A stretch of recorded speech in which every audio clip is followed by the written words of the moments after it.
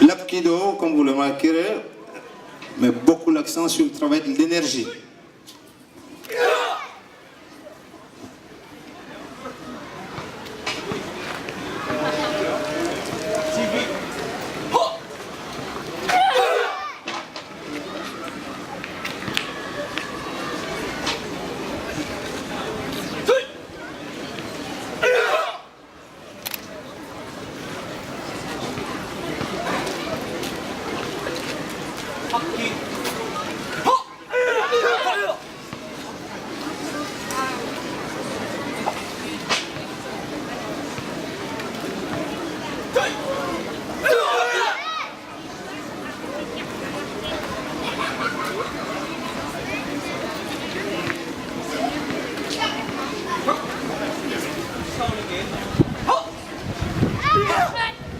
Un travail sur les coups de pied également. Après, le travail sur l'énergie.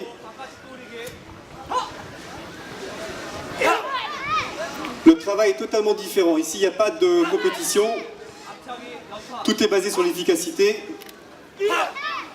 Les coups de pied sont toujours donnés de façon très très forte pour récupérer le maximum d'énergie et donner le maximum de puissance.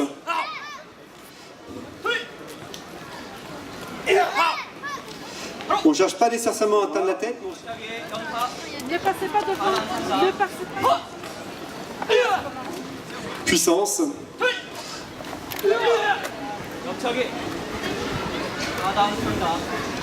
De la précision.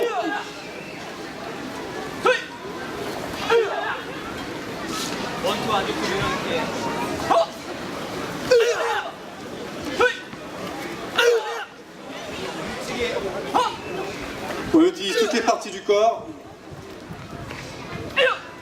de façon différente et de façon spectaculaire également. Le sol glisse et la chaleur. Beaucoup de travail sur la souplesse également. Il y a énormément de coups de pied sur l'Apkido. Alors attention parce que sur le podium il fait très chaud, le sol est brûlant. Un travail de chute, ça monte très haut. Et il faut savoir que ces gens sont capables de faire des chutes aussi bien sur les tapis que sur des sols beaucoup plus durs.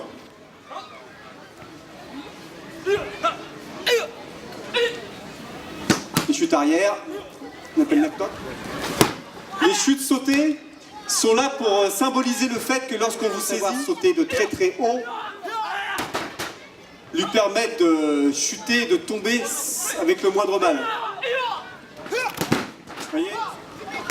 Et permettre de faire des choses très spectaculaires, tout en restant efficace. Regardez la hauteur, regardez la hauteur, ça monte très haut. Là, c'est un type de projection.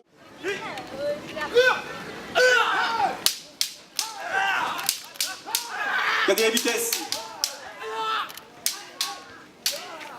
Pour les puristes, vous remarquerez que les positions sont toujours les mêmes.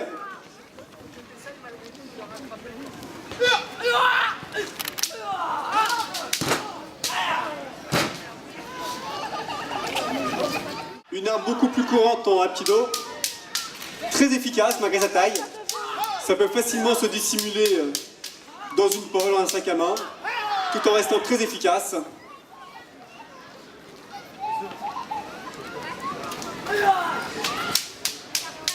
Même contre un sabre, ce simple petit morceau de bois peut vous permettre de réaliser des techniques très efficaces.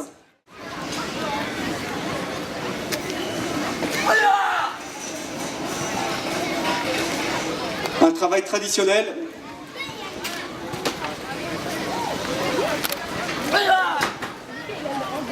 Les coups de pied sont portés.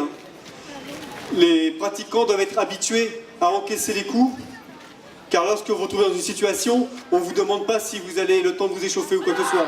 On travaille directement. Là, il y a de la puissance, croyez-moi. S'il n'enlève pas ses mains, pensez à vos enfants.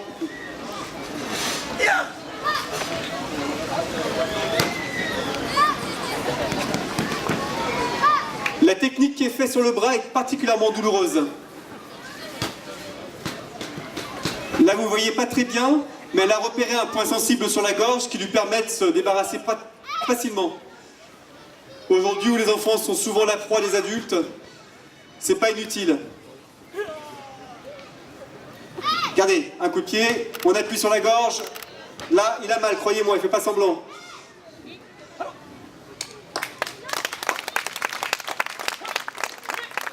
Deux enfants qui discutent.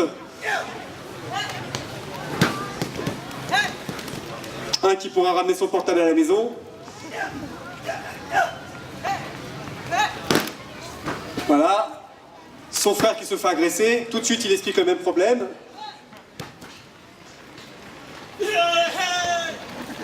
La technique qui est faite sur le bras. En Hapkido, on ne travaille pas sur de la self-défense ou de théories comme ça. Le travail est toujours fait dans ce sens-là. On est efficace, on est radical.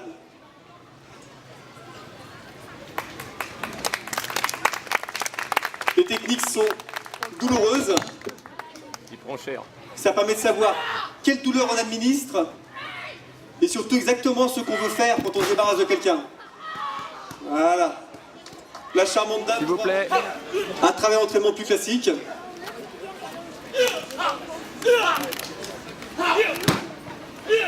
Une saisie, une projection.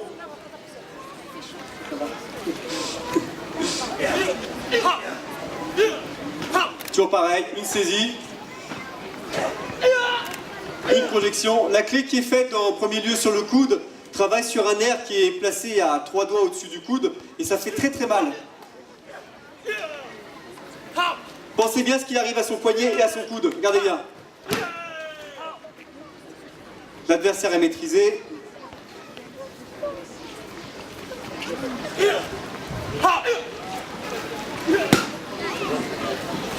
Le pratiquant d'Hapkido doit être capable en quelques secondes de récupérer le maximum d'énergie qu'il a en lui. C'est pour ça qu'on fait les travaux que vous avez vus à l'échauffement, qui lui permettent, sur un coup très très bref, d'être très efficace, de perdre le minimum d'énergie et être toujours frais et dispo quelle que soit la situation. Pareil, une agression, qu'est-ce qui se passe? L'agresseur est maîtrisé 2 fois. Quelle que soit la technique qu'il utilise, des coups de pied, des coups de poing, on a la réponse.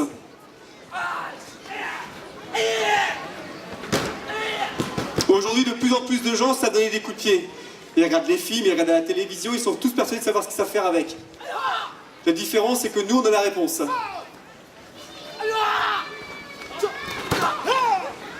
Là, la technique qui est utilisée pourrait facilement lui briser la colonne vertébrale. Si vous voulez essayer, on peut vous montrer que ça fait mal.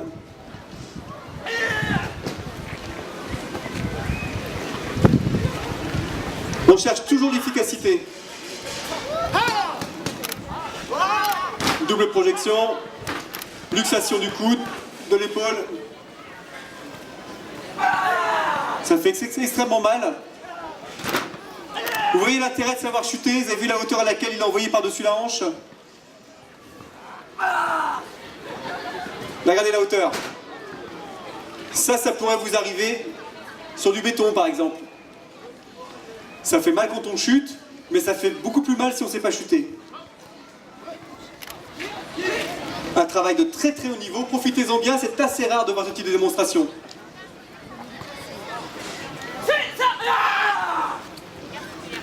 Attention, regardez bien le travail. Les 2 partenaires sont la maîtrise est totale. Il a fait exprès de mettre celui qui était par terre devant lui de façon à embêter l'autre. Comme ça, il ne pouvait pas l'attaquer. Regardez bien le travail sur les jambes. Il est par terre, pourtant, il est encore efficace. Et le premier qui avait la jambe coincée, croyez-moi, il va avoir du mal à se relever. Même contre des armes. Là, regardez bien, il pourrait facilement...